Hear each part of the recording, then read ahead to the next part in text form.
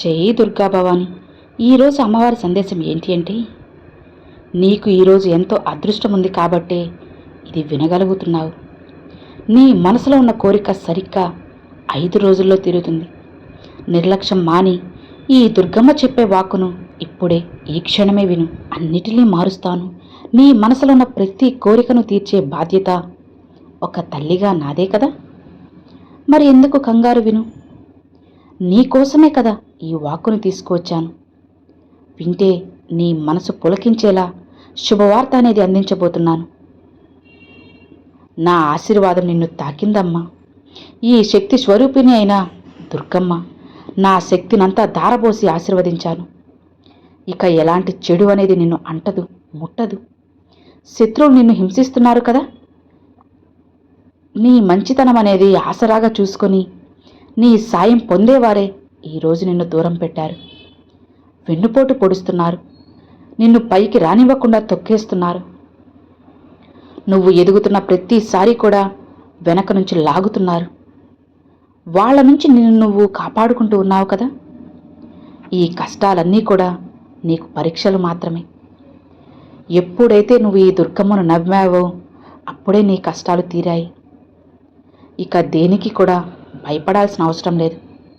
దిగులు చెందాల్సిన అవసరం అంతకన్నా లేదు. అందరి కోసం పాకులాడుతున్నావు కదా, అందరి కోసం ఆరాట పడుతున్నావు కదా. నీకంటూ ఏది నిలుపుకోకుండా నా అన్న వాళ్ళకి అన్నీ చేస్తావు.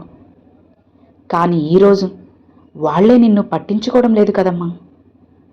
నీ పరిస్థితి తగ్గింది, క్షీణించిందని చెప్పొచ్చు. నువ్వు వాళ్ళకి సరితూగవని నిన్ను దూరం పెట్టారు. అది కూడా తెలుసు. నిన్ను హీనంగా చూస్తున్నారు. వాళ్ళ ప్రవర్తన నీ మనసుకు బాధ కలిగిస్తుంది కదా. ఒంటరిగా కూర్చొని గతాన్ని తలుచుకొని బాధపడుతున్నావు, ఏడుస్తున్నావు. ఎంతగానో ప్రేమించావు కదా. వాళ్ళ కోసం నువ్వు పడని పాటలన్నీ పడ్డావు. ఈరోజు వాళ్ళ మాటలకు నువ్వు చాలా ఇబ్బంది పడుతున్నావు. నువ్వు కార్చిన కన్నీళ్లకు నా పాదాలు తాకాయి. నా మనసు కరిగింది. నా బిడ్డమైన నీకు నీ కన్నీళ్లు నా చెంతకు వచ్చాయి. నా బిడ్డకి ఇంత కష్టమా అని నేను ఎంతగానో ఇబ్బంది పడ్డాను. అందుకే నీ మనసుకు ఊరట కలిగించేలా, నీ మనసుకి ఆరుదల చెప్పే విధంగా ఇవన్నీ కూడా నీ కష్టం తొలగిపోతాయని చెప్పి నీకు కొత్త శక్తిని అందించడానికే ఈ దుర్గమ్మ వచ్చాను. నీ తల్లి ఏది చెప్పినా నీకోసమే కదా. నువ్వు తలపెట్టిన ఏ పనిలో అయినా ఇక విజయవంతంగా పూర్తయ్యేలా చేస్తాను. నీ ఒళ్ళు పులకలించే విధంగా ఒక శుభవార్త అనేది నా ఆజ్ఞతో చేరుతుంది. ఇంతకాలం నిన్ను హేళన చేసిన వారు, నిన్ను అవమానించిన వారు, బాధ పెట్టిన వారు, ఇబ్బంది పెట్టిన వారు కూడా నీ ఎదుగుదల చూసి నోరెళ్ళ పెడతారు. వాళ్ళ దగ్గర నువ్వు చేయి చాచాలి అనుకున్న వాళ్ళు ఇప్పుడు నీ దగ్గరకు వచ్చి చెయ్యి చాచేలా చేస్తాను. కాదనకు. వాళ్ళ చెయ్యి చాచాక నీ సాయాన్ని అందించు. నీ మనసు అనేది సంతోషపడుతుంది. నీ మనసు ఎప్పుడూ కూడా నిర్మలంగా ఉంటుంది. అందుకే మంచి మనసుకి తగ్గట్టు జీవితం కూడా బాగు చేస్తాను. ఎప్పుడూ కూడా నీ మనసుని నిర్మలంగా ఉంచుకో. నీ జీవితంలో ఎలాంటి పనులు కూడా అన్నీ విజయవంతం చేస్తాను. ఆ బాధ్యత నాది. ఈ తల్లి ఆశీర్వాదాన్ని పొందగలిగిన నా భక్తురాలి మొహంలో ఆనందం చూడాలనే నా ఆశ. ఒక శక్తివంతమైన వెలుగు అనేది చూడాలనేదే నా కోరిక. అందుకే నీ బాధని తొలగించాలని ఇంత దూరం వచ్చేశాను.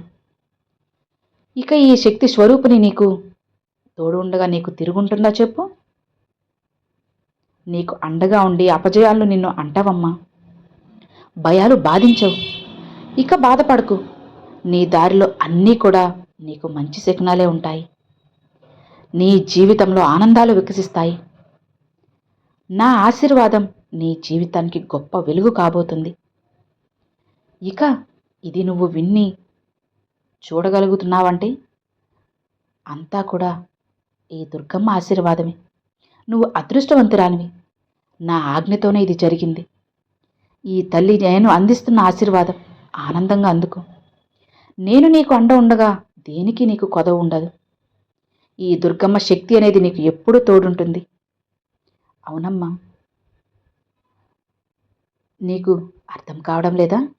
సరిగ్గా 5 రోజుల్లో నీ తలరాత మారబోతుంది. నేను ఏదీ మాట్లాడను, అన్నీ చెప్పే చేస్తాను.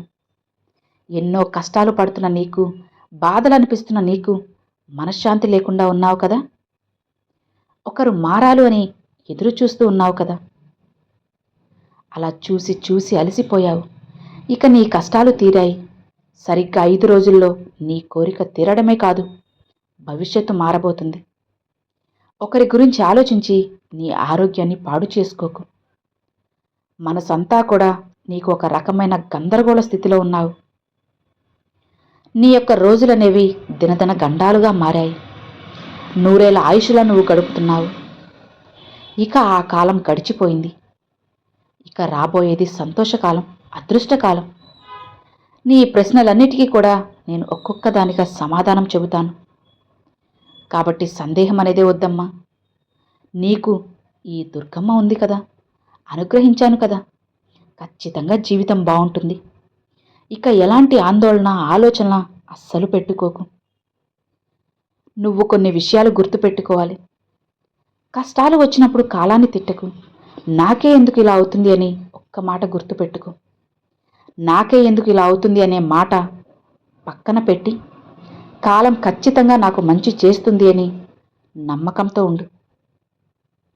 కాలం మంచి ఆటగాళ్ళకే పోటీ ఇస్తుంది, చేతకాని వాళ్ళకి కాదు కదా.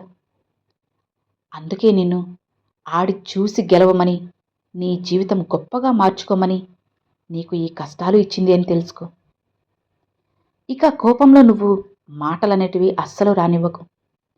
కోపంలో వచ్చిన మాటలనే పట్టుకుంటే మనసు విరిగిపోతుంది, బంధం తెగిపోతుంది. అదే కోపం వెనుకున్న బాధ తెలుసుకుంటే బంధం బలపడుతుంది. కోపం అదుపులో ఉంటుంది, నీ విలువ పెరుగుతుంది. అలా ఉండగలిగాలంటే ఒక ఆయుధం నీ చేతిలో ఉండాలి. అదే చిరునవ్వు. ఎప్పుడూ కూడా చిరునవ్వు, మౌనం అనే ఆయుధాలను చేతిలో పట్టుకో. మౌనంగా ఉంటే ఏదైనా సాధించవచ్చు, ఏ సమస్య అయినా పరిష్కరించవచ్చు. అంతేకాని కోపంలో ఏవీ సాధించలేవని తెలుసుకోమ్మా. వెనక్కెళ్ళి గతాన్ని మార్చుకోలేకపోవచ్చు, కానీ ముందుకెళ్ళి భవిష్యత్తుని మంచిగా చేసుకునే అవకాశం నీ చేతుల్లో ఉంది. ఆ అవకాశాన్ని అస్సలు వదులుకోకు.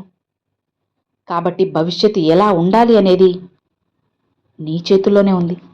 నీ ఆలోచన శక్తి మీదే ఆధారపడి ఉంటుంది. ఎవ్వరి నుంచి ఏదీ ఆశించకు, అది నీ ఆనందాన్ని చంపుతుంది. ఒకరి గురించి ఆలోచించకు, అది నీ ప్రశాంతతను పాడు చేస్తుంది. విజయం సాధించాలంటే అదృష్టవంతులై ఉండనక్కర్లవసరం లేదు. కష్టపడి పనిచేసే ఒక సామర్థ్యం, అలానే కష్టపడి పనిచేసే ఒక మనస్తత్వం ఉంటే చాలు. ఆ మనస్తత్వం నీలో ఉంది. నువ్వు ఖచ్చితంగా ఈరోజు కాకపోతే రేపు విజయం అనేది సాధిస్తావు. ఇక నువ్వు బంధాలకి, బంధుత్వాలకి ఎంతో విలువనిస్తావు కదా.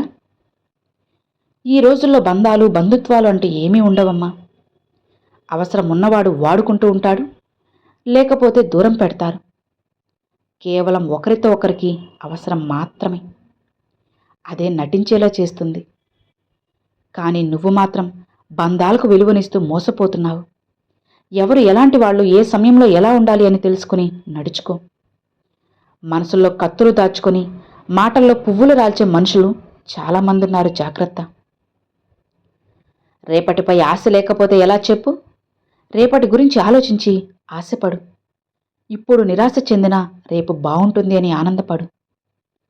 నిన్నటి నిరాశకి కారణం ఏంటి అని ఆలోచించి దానిని సరిదిద్దుకుంటూ రేపటి ఆశ అనేది నీకు ఆరంభమవుతుంది. మంచితనం మరీ ఎక్కువైతే నీ వాళ్లే నీకు శత్రువులవుతారు.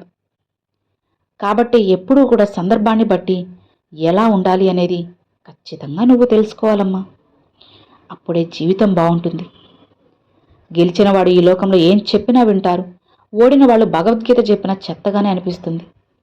అందుకే నువ్వు ఏం చెప్పాలనుకున్నా గెలిచి చూపించు. గెలిచి మాత్రమే ఈ జనాలకి నిరూపించు. సంతోషంగా ఉండు. నీ జీవితంలో సరిగ్గా 5 రోజుల్లో అద్భుతంగా మారబోతుందని చెప్పాను కదా.